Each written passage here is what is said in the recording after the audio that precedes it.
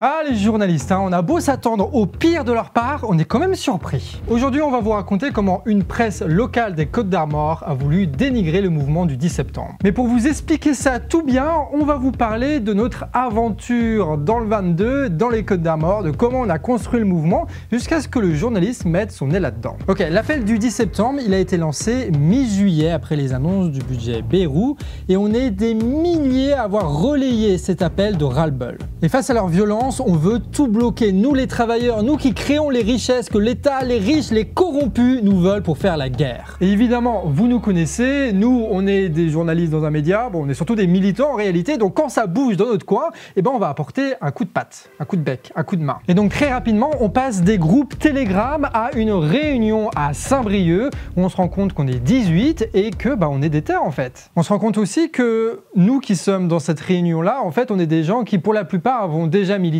et avons l'expérience notamment des Gilets jaunes et du mouvement retraite. Et si on est là, c'est parce qu'on veut apprendre de nos erreurs et faire un mouvement qui est large, qui puisse inclure un maximum de personnes et donc politiser un maximum de personnes. Apprendre des erreurs du passé et ça en totale indépendance, ça a été très clair depuis le début. Donc après Saint-Brieuc, on a fait une réunion à Guingamp et après Guingamp, on a fait une réunion à Lannion, mais pas n'importe laquelle, une assemblée citoyenne publique où on a organisé des débats mouvants. Et il y avait entre 40 et 50 personnes, ce qui était un vrai petit succès pour Lannion. Ça a commencé cette réunion genre en mode vas-y, on va mettre les choses au clair sur qui on est et ce qu'on veut. Le mouvement, c'est que ce soit un mouvement populaire qui parte des gens, qui soit construit par les gens en fait. Ils sont en train de flinguer la planète, ils nous laissent crever de faim, sans médecins, sans hôpitaux, les écoles pourries, ça va quoi, ça va. Tous ces 49.3 qu'on nous impose, on a beau être dans la rue, c'est ça, mais ça aussi tu vois, les retraites, enfin tout en fait. Il n'y a pas un, c'est honteux. Ça m'étonne pas d'où ça vient d'ailleurs. Je suis pas en guerre contre vous, mais il y a des choses qui sont pas acceptables. Encore moins de venir ici pour décourager les gens de s'organiser devant la mairie. Et ensuite, Julia a posé une question. Qu'est-ce que vous êtes prêts à faire pour le 10 septembre? Et on devait tous le mettre sur des post-it. Ensuite, Joseph a lu à haute voix tous les post-it, les uns après les autres, et a demandé aux membres de l'Assemblée de se positionner par rapport à une ligne. Et se mettre derrière la ligne si on était d'accord, et devant la ligne si on était en désaccord. Et expliquer pourquoi on tenait cette position. Si je suis ici aujourd'hui, c'est pour mes enfants, parce que pour moi c'est pour le futur, c'est pas pour moi, mais c'est le principe qu'on a fait des choses et que le blocage des ronds-points n'a pas servi à pas, enfin ça a servi, ça a mobilisé, ça fait des choses, mais ça aussi, ça s'est essoufflé parce que les gens ils se sont sentis plutôt étouffés que représentés. À toutes ces choses-là, en fait, ils l'ont montré à plusieurs reprises que des jours de grève, ils arrivent à faire contre ce genre de choses. Il faut aller plus vite et faire des actions, aller plus fort. Par contre, effectivement, peut-être qu'on pourrait se dire que dans pas longtemps, on va avoir le Black Friday ou ce genre de choses-là qui sont vraiment des jours de la consommation, on est attiré par les grandes enseignes et tout à les consommer, se racheter une télé. Les gens, ça fait 1h20 que ça a commencé. D'habitude, les trucs de mobilisation comme ça si on arrive à tenir 30 minutes à parler, c'est déjà pas mal. Là au début c'était vraiment compliqué parce que t'avais plein de gens qui voulaient parler, ça partait un peu dans tous les sens, on maîtrisait pas trop la parole. Les post-it c'est un peu compliqué.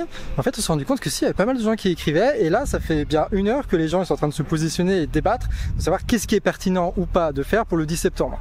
Et franchement, faire des mobilisations comme ça avec des débats mouvants, des post-it, encore là c'est la première fois donc on galère un peu mais putain ils gèrent de fou quoi, ils gèrent de fou vraiment. Voir des gens discuter de qu'est-ce qu'il faut faire, oui mais pendant les Gilets jaunes on a fait ça, ça n'a pas marché, oui mais là il y a les agriculteurs qui pourraient nous aider, oui mais là il y a les flics qui pourraient nous infiltrer, machin.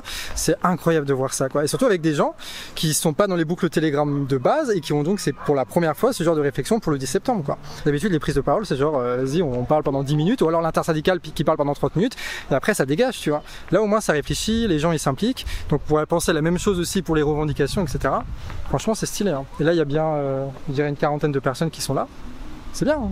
Ça avance. Hein. Vraiment, si je peux vous conseiller, ne faites pas des assemblées chiantes dans des salles chiantes. On a fait ça à Guingamp, c'était nul. Faites ça dehors, en plein air, avec des activités et faites en sorte que ce soit le plus court possible.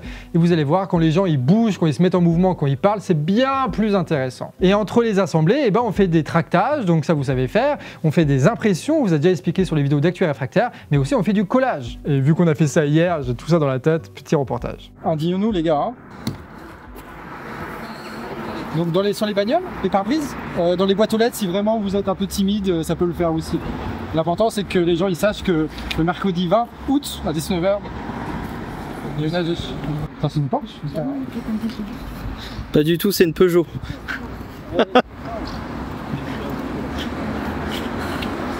Puis je pense que même les gens qui passent par là, ils peuvent voir, tu vois.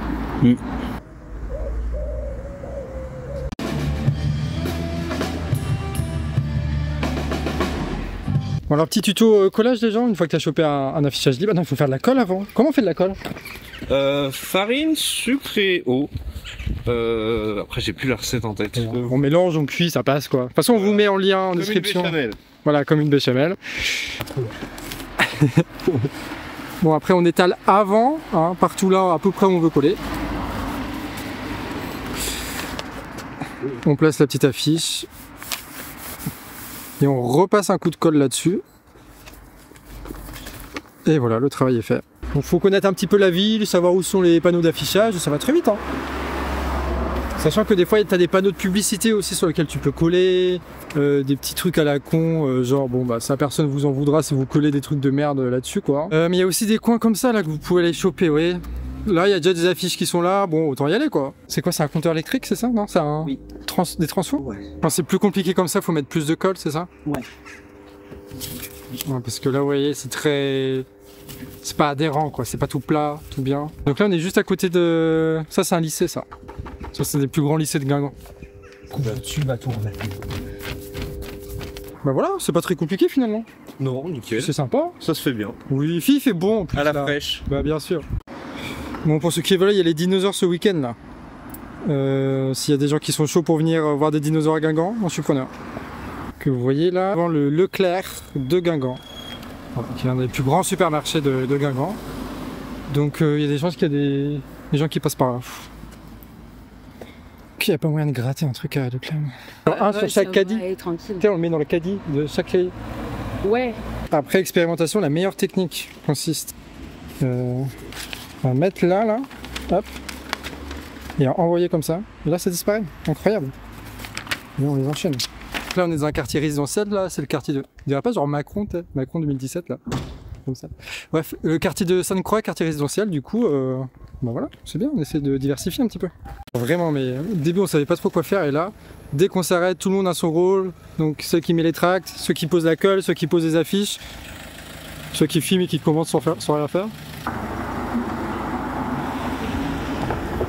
Bon là je suis chauvin parce que je parle que de Guingamp, mais en réalité on a partout hein, comme ça des collages dans le 22, mais aussi partout en France. Et si on traque et qu'on colle des affiches, c'est parce qu'on a décidé de... Bon, là on faisait des trucs départementaux, et donc là on va réduire et on veut faire des trucs locaux par ville. Et là on se déterre de fou, hein, parce que mardi aujourd'hui il y a une AG à Dinan, ensuite demain c'est Guingamp, Ploirette et Saint-Brieuc, et vendredi c'est Morlaix. Donc tu as 5 AG qui se font dans le même département, dans la même semaine. Je vous mets hein, tous les lieux, les horaires, si vous voulez venir, évidemment vous êtes la bienvenue. Et on sera aussi au Saint-Tabar, donc à Merléac, à partir de 17 h, et sur le marché de Loudiac le samedi matin. L'idée, c'est de faire des petits groupes dans chaque ville. Pourquoi? Parce que quand il y a des petits groupes, ça veut dire que les gens sont obligés de prendre des responsabilités, d'animer les réunions, ou bien de faire le rapport de la réunion, ou bien d'aller tracter, d'aller differ, d'aller faire des auditions citoyennes, d'aller coller, etc. etc. Et c'est exactement ça ce qu'on veut, hein, c'est que tout le monde se sente légitime à parler et à faire. Si on avait fait un seul gros groupe, et ça aurait été une petite minorité de personnes qui auraient décidé et fait tout parce que c'était professionnel ou je sais pas quoi. C'est ce que font les syndicats quand ils font des manifestations par exemple. Alors que là, en éclatant au maximum, on permet à tout le monde de s'investir massivement. Et aussi du coup de multiplier les actions partout dans le département. Quand on veut être un vrai militant des mouvements populaires, il faut prendre toutes les responsabilités dont on a besoin. Genre, s'il n'y a personne pour faire le tract, tu fais le tract. S'il n'y a personne pour differ, tu diffes. Si tu n'as personne pour animer la réunion, tu animes la réunion. Mais dès que tu trouves d'autres gens pour le faire, tu délègues, tu délègues, tu délègues. Sauf qu'il y a un truc qui nous gênait un petit peu parce qu'on essayait de faire des revendications, tu sais, pour le mouvement, celui-là du 22 en tout cas.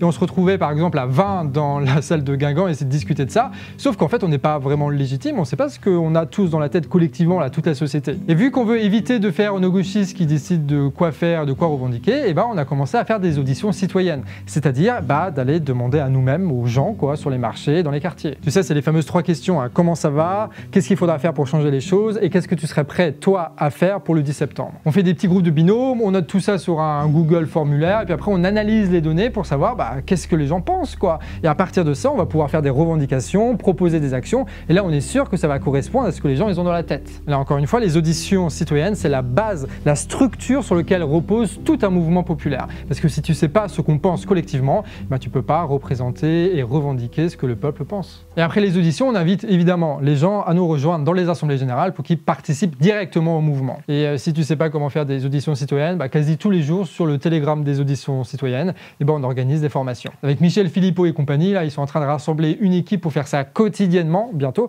Et on aura aussi une chaîne YouTube bientôt juste pour les formations. On vous tiendra évidemment au courant sur la chaîne. Bref, ça c'est un peu le contexte que tu peux voir. Tu vois, ça part de partout, ça délègue de partout, on est indépendant, on essaie de faire à partir de la base des gens, tu vois. Et donc, c'était quand? C'était dimanche, à Saint-Brieuc, on fait une audition citoyenne. Alors là, on est le dimanche, le dimanche 17 août, et on va donc faire les premières auditions citoyennes dans le 22, donner rendez-vous dans un marché un peu en périphérie de Saint-Brieuc. Et on va faire ça après avoir fait 2 formations déjà sur les auditions citoyennes. Donc ça va être un premier test, et ensuite on va voir ce que ça donne, et si on va généraliser ça un petit peu dans tout le département, quoi. Ça fera un petit retour d'expérience. Et là, tu as un petit journaliste qui arrive, quoi, là. On va pas lui donner son vrai nom, parce que bon, c'est pas nécessaire, c'est pas important de savoir qui c'est. On va l'appeler Lucas. Le gars il dit oui, moi je veux passer la matinée avec vous pour faire un papier, tout ça sur les auditions citoyennes. Bon, on est content, donc vas-y, fais ta vie, quoi. Donc il est parti faire sa vie. Nous on fait les présentations, on se sent sur les auditions, on le voit un peu traîner et puis repartir très rapidement. Nous on fait le débrief, on est très content de cette journée-là. Et le soir, on tombe sur ça. Le titre de cet article, quoi. LFI et des anciens gilets jaunes à la manœuvre pour le mouvement du 10 septembre. C'est le pire truc qu'ils pouvaient faire, quoi. Avec une belle photo de nos camarades qu'on connaît bien, qui sont largement reconnaissables, et sauf qu'il leur a pas demandé la permission de prendre cette photo. Voilà, ce qui est pas très légal d'ailleurs. Et donc là, ils nous collent l'étiquette LFI, c'est la pire chose, parce qu'en fait, tout le monde va se dire, non, mais attends, c'est un mouvement, il était populaire, mais c'est récupéré par LFI, donc on va pas y aller parce qu'on n'aime pas LFI, etc. Sauf que, non, en fait. Genre pas du tout en fait. Alors on va lire l'article ensemble parce que quand même c'est un petit bijou, ce petit truc du Telegram, et vous allez comprendre toutes les techniques de manipulation qui sont utilisées par le journaliste contre notre mouvement dans le 22, et donc toutes ces techniques seront aussi utilisées dans vos mouvements localement. Ok, la première technique, c'est ce qu'on appelle la culpabilisation par association. En fait, il commence en disant que le premier qui aurait relayé l'appel du 10 septembre, c'est un compte un peu genre, attends, comment ils appellent ça là? Les Essentiels France, voilà. Donc en gros, c'est un compte un peu souverainiste, nationaliste, presque zémourien, sous-entendu raciste, qui aurait balancé cette idée, et nous on suivrait ce truc-là. J'aime bien parce que ça correspond à rien de réel en fait. Quand tu remontes tout, tu trouves bien un pélos qui a dit ça, tu vois, mais en réalité ceux qui ont lancé l'appel, ils ont fait un site, ils ont fait des boucles Telegram, et c'est là où on a commencé à se constituer. C'est de ça dont on se revendique plus. Et les revendications là-dedans, c'est des trucs contre le budget Bayrou, et contre les injustices, et contre les multinationales, etc. Donc en fait, ça n'a rien à voir avec ce qui est dit là. Mais tu vois, ce serait donc des gilets jaunes, mais des anciens. Pourquoi ils sont plus gilets jaunes? C'est bizarre. Et puis avec LFI, et puis à partir d'un mouvement, d'un gars qui est probablement raciste, tout ça fait le mouvement du 10 septembre. Un truc confus, bizarre, pas cohérent, presque stupide. En fait là, le taf du journaliste, c'est de faire des associations à partir de rien pour essayer de rendre confus notre initiative et donc la disqualifier auprès du public. Et du public, il y en a eu beaucoup qui ont lu cet article. La seconde technique, ce sont les associations abusives. On peut prendre l'exemple de Marion qui est citée là. Donc c'est vrai, c'est une ancienne candidate LFI là, 2022-2024. Donc on peut se dire, oui, mais c'est une cadre de LFI qui récupère tout. Alors déjà, pour préciser, si elle est candidate LFI, c'est aussi parce qu'elle est le nez partout dans tous les combats, dans toutes les associations. Donc en fait, elle est beaucoup de choses autres que LFI. Et surtout, Marion, elle a participé aux auditions citoyennes. Elle n'a pas participé à la réunion de Saint-Brieuc, ni de Guingamp, ni de Lannion, et elle participe quasiment pas au Telegram. Donc en fait, c'est une personne qui a littéralement participé à une audition citoyenne, donc aucune responsabilité, et qui a ensuite imprimé 50 affiches pour Saint-Brieuc. Voilà. C'est en aucun cas une cadre du mouvement, elle a pris aucune décision, elle a participé quasiment à aucun débat, c'est pas quelqu'un qui était là à chaque fois qu'on en avait besoin, tu vois, donc c'est juste pas une cadre du mouvement, c'est juste pas quelqu'un qui décide de quoi que ce soit, c'est juste quelqu'un qui apporte son aide, c'est tout. D'ailleurs pour être franc, moi j'en ai discuté avec des gens de LFI un petit peu partout là, dans le territoire, et en fait on n'a aucun qui veut vraiment s'investir là-dedans. Pourquoi? Parce que ils ont peur du fait qu'ils puissent récupérer la chose ou ils ont autre chose à faire en fait. Donc le gars, il a vu la tête de Marion, il s'est dit que Marion, forcément, c'est elle qui contrôle tout, donc c'est LFI. Il s'est même pas posé la question de savoir comment on organisait les réunions, qui prenait les décisions, comment on se déléguait les tâches. Non, non, non. C'est juste, il a vu une tête, il a fait un article pour saloper le mouvement. Et t'as un autre gars, là, Gaël Roblin, qui est cité aussi dans l'article. Donc en gros, lui, c'est un conseiller municipal à Guingamp qui est dans toutes les luttes, qui est assez anti-LFI d'ailleurs. Enfin, peut-être qu'il a changé, mais en tout cas, moi, quand je le connaissais bien, il était anti-LFI. Et il est dans toutes les bagarres, tu vois. Il est dans les bagarres de l'hôpital, etc. Il a participé à une réunion, celle de Guingamp, où il a parlé de l'hôpital d'ailleurs, et c'est tout. C'est tout. Donc pourquoi juste drop name des noms de gens locaux qui ne participent pas au mouvement et ne pas s'intéresser à ceux qui le construisent tous les jours? Bah, je veux dire, c'est un journaliste, il est censé creuser un petit peu, pas chier des conneries comme ça, quoi. Non, non, il voulait juste affilier notre mouvement à quelque chose de connu pour pouvoir vendre son papier de merde à son rédac-chef qu'il exploite le dimanche et le faire ça à grand sourire en se disant « Là, j'ai bien fait mon travail ». Et dites-vous que s'il y avait eu personne de gauche qui était venu, il aurait tourné l'article en mode « Oui, alors la gauche ne soutient pas ce mouvement populaire de contestation ». Et vu qu'il n'y a pas de gens de gauche, bah, du coup, ce seront forcément des gens de droite, hein, d'après les journalistes un peu débiles, là, un peu binaires. Et du coup, il aurait dit « Oui, c'est des souverainistes, nationalistes bizarres, patati patata ».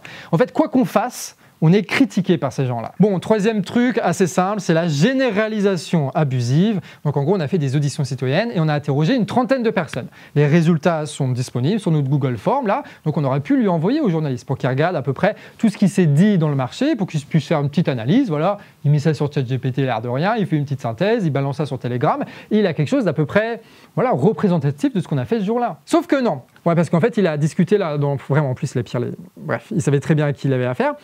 Il allait dans le coin pour discuter avec cette personne et il s'est dit « Oh bah tiens, j'ai juste cité ce gars-là dont je sais pertinemment qu'il va dire des saloperies. » Et donc il a dit « Oui, alors il y a trop d'aide en France et puis les flics, ils sont pas assez protégés. » Voilà. Du coup, il cite que cette personne-là, pas les 30 autres qui ont parlé des inégalités, du service public, du fait qu'ils étaient désespérés, d'autres qui voulaient la révolution, etc. Non, pas du tout cela. Pas les 30 histoires qu'on a cumulées dans ces auditions citoyennes. Juste ce type-là qu'il a soigneusement choisi. En disant évidemment que, bon, voilà, moi je vais pas prendre son avis à lui parce qu'il me plaît pas, parce que je vais trier, hein, parce que quand on fait des auditions citoyennes, évidemment, on trie ce qu'on veut prendre, tu vois, parce qu'on est des gens qui manipulent, parce qu'on est de gauche, je vous rappelle, on est LFI. Vraiment, insupportable, quoi.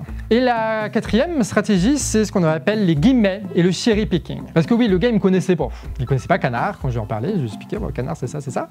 Donc, vers midi, il connaissait pas Canard, mais par contre, à 15h, il a publié un article qui balançait son avis sur Canard. C'est fou, ça. Comment il a fait pour décrire Canard? Parce qu'évidemment, bon, moi, je suis là, du coup, je manipule tout, etc., etc.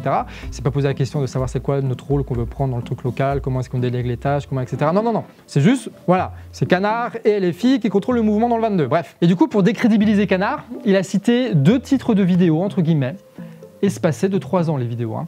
Avec une vidéo évidemment sur l'Ukraine, où on critique la guerre en Ukraine, et une autre vidéo sur les lobbies de l'État israélien en France. Et là, ça fait, encore une fois, ça jette un peu la confusion, parce que, attends, un mec qui critique l'Ukraine, c'est bizarre. Qui critique l'Ukraine, c'est les souverainistes chelous. Et qui critique Israël, c'est les antisémites. Donc, tu vois, il explique pas, mais il laisse le flou, le doute, pour qu'on puisse continuer un petit peu sur cette pensée-là, pour décrédibiliser Canard Réfractaire, enfin moi, du coup, avec mon nom, mon prénom, évidemment, quoi, en disant que je suis qu'un influenceur.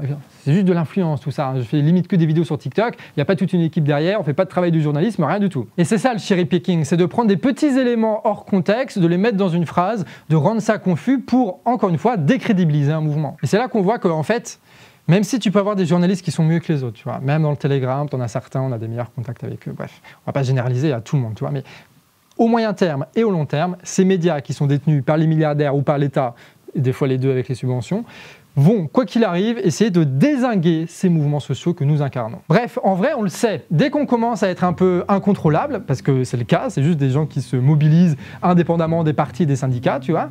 Donc, dès qu'on commence à être incontrôlable, on sait que, de toute façon, les médias, ils attaquent, tu vois. On l'a vu dans tous ceux qui ont résisté ces dernières années, les Gilets jaunes, mais tous les autres aussi, hein, la Palestine et compagnie. Ah, d'après eux, on est des violents, on est des confus, on est des extrêmes, on est des gens à qui il faut pas s'approcher, tu vois, parce qu'on est bizarre, finalement. C'est un portrait qui est dessiné spécialement pour faire fuir tous ceux qui pourraient nous rejoindre. Et là-dessus, ils ont une intelligence très forte. Ils savaient pertinemment que la meilleure façon de le faire, c'était de nous associer de manière fausse à LFI. Et c'est pas le problème du journaliste, hein, c'est pas le problème de Lucas. Hein. Lucas, lui, il a juste été formé et payé pour ça. Mais dites-vous que tu as des centaines et des centaines de journalistes partout en France qui sont payés pour faire ce sale boulot et qui le font tous les jours. Et donc nous, dans le 22, on a décidé, et on vous encourage à faire pareil, dans un premier temps en tout cas, de juste, allez, les communiqués de presse, on les envoie, ils publient qu'on a une AG ici et là, c'est terminé, pas plus que ça. Et puis s'ils veulent avoir des interviews et des trucs comme ça, et ben c'est à eux de donner des gages de confiance. C'est-à-dire d'écrire des articles, non pas qu'ils soient à notre avantage, c'est pas ce qu'on veut, mais qu'ils soient réels, en s'intéressant véritablement à ceux qui ont lancé le mouvement, à ceux qui l'organisent jour après jour. Et donc on vous encourage à avoir cette même attitude, une attitude de méfiance, tu vois. Et surtout, ça peut être utile là pour annoncer les AG, mais faites vos médias, tu vois. Là, on peut en parler sur Canard Réfractaire, et puis Canard c'est dans le 22, donc ça marche. Mais vous avez peut-être pas de Canard Réfractaire juste à côté de chez vous. Et pourtant, il va falloir communiquer toutes vos actions et tous vos critiques que vous pouvez avoir face aux médias, et toutes les réflexions que vous avez, pourquoi pas les auditions citoyennes que vous avez faites. Et pour ça, il faut avoir des réseaux de diffusion qui sont véritablement montés, quoi. Avec des groupes Telegram, WhatsApp, Facebook, Insta, avec une petite équipe qui peut diffuser largement des informations. Être indépendant, y compris de la presse locale, c'est un objectif, pour moi, à mon avis, du mouvement du 10 septembre. C'est quelque chose qui va être extrêmement important et qui va être d'autant plus important après le 10 septembre, quand il va falloir commencer à monter un réseau de résistance. Et croyez-moi bien, quand on commence l'aventure d'un média local, ça peut aller très loin. Si vous êtes intéressé par nos AG dans le 22, donc c'est cette semaine où il va y en avoir plein, la semaine prochaine aussi d'ailleurs, donc on vous met toutes les dates. Si vous voulez être formé aux auditions citoyennes, on vous met les dates. Et à l'Amnezan, on vous met les dates. Et si vous voulez nous envoyer des trucs, bon, allez dans le 22, vous me trouvez, moi je suis le Pikachu, vous m'envoyez un petit message sur le Telegram, et comme ça on va pouvoir relayer régulièrement toutes vos actions que vous mettez en place. En tout cas, on ne sait pas ce qui va se passer le 10 septembre, mais ce qui est sûr, c'est que tu as un véritable réseau de résistance qui est en train de monter, et le 10 septembre, il devrait être opérationnel, mais pas seulement pour le 10. À partir du 10. À partir du 10, on commence véritablement une lutte collective pour notre propre émancipation contre tous ceux qui nous dépossèdent et qui nous promettent à la guerre. Et si vous l'avez compris, c'est pour ça qu'il y a moins de vidéos au Canard, c'est parce qu'on s'investit dans ce mouvement-là. Donc j'espère que ça vous plaît, ces petits comptes rendus, ces petites critiques médias. N'hésitez pas à partager largement, y compris dans les groupes du 10 septembre, pour qu'on puisse un peu se mettre à niveau par rapport aux journalistes et qu'on continue à s'organiser avec des assemblées, avec des auditions citoyennes, avec des actions coup de poing, des actions clandestines, des blocages, tout ce qui est nécessaire pour faire entendre sa voix et pour grandir tous ensemble en tant que peuple.